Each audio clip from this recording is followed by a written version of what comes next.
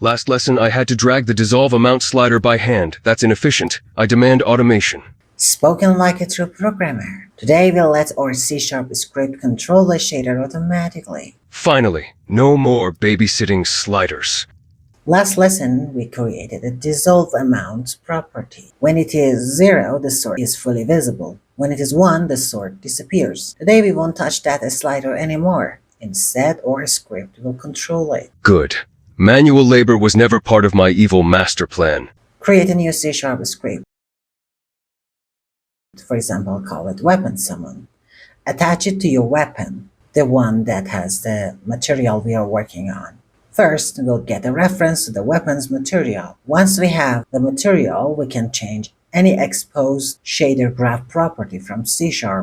So the shader is waiting for instructions. Exactly. Okay, let's write the code. Dissolve speed controls how fast the animation happens, and dissolve amount store the current value we'll send to the shader. You may notice there's no dissolve speed variable in our script. This is not a shader graph property. It's only used by our C# code to control how fast the dissolve animation plays. The shader only cares about one value, dissolve amount, or a script changes that value over time. Instead of putting everything inside update, let's organize our code. We'll create a function that handles the equip and unequip effect. Every frame, we are increasing the dissolve amount. Then we make sure it stays between 0 and 1. Finally, we send that value to a shader. The name in the string must match the variable in the shader. It is called reference, and it usually have underline. The equip effect is almost identical. The only difference is that we want the dissolve value to get backward. We need a way to call those functions. Let's use the keyboard. When we press Q, it is unequipped. When we press E, it is equipped. Nice! Instead of instantly disappearing, it slowly burns away. The shader already knows how to dissolve, or a script simply tells it when to dissolve. Small animation like this make a game feel much more polished. Also much more dramatic. Never underestimate a good exit. There's one small problem with our current code. Right now we're using getKey, and it only returns true while the key is being held down. That means as soon as we release the key, the animation stops immediately. If we let go halfway through, the sword stays half dissolved. That's not what we want as summon animation to work. We want to press the key once and let the animation finish itself. So let's improve our code. A simple way that is easy to understand is using two booleans. When the Q is pressed, the isUnequipping is true and isEquipping is false. And when the E is pressed, that is reversed. Then we add these things.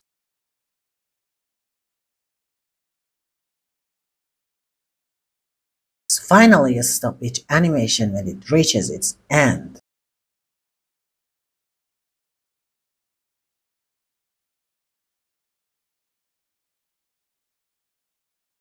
Now it works. I just press Q once and it continues to dissolve completely, also for E. Let's give the sword to the demon to try it. We go to his animator and give draw animation. I have just equip animation.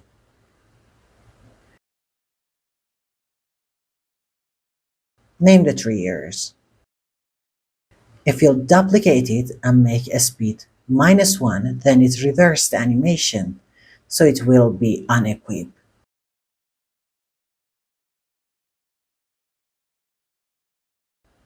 For now, no exit.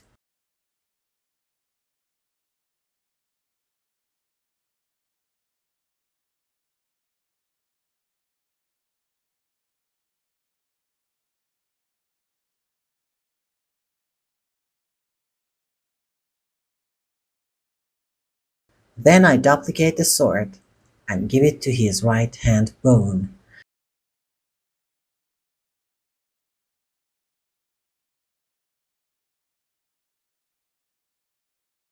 Then give Demon Animator in Animator slot in Inspector. Here is the result. I can change the speed of dissolve to match the animation.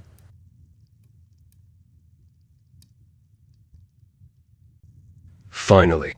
Now it feels like I'm summoning the sword instead of remembering where I left it.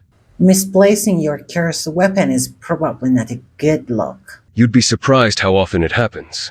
Okay, to recap, we'll learn how to access a material from C#, train and expose shader graph property, and animate the dissolve amount, summon and dissummon a weapon with the dissolve effect. Which means I can finally walk into a village without everyone screaming. They probably still scream. True. But now I'll disappear before they finish.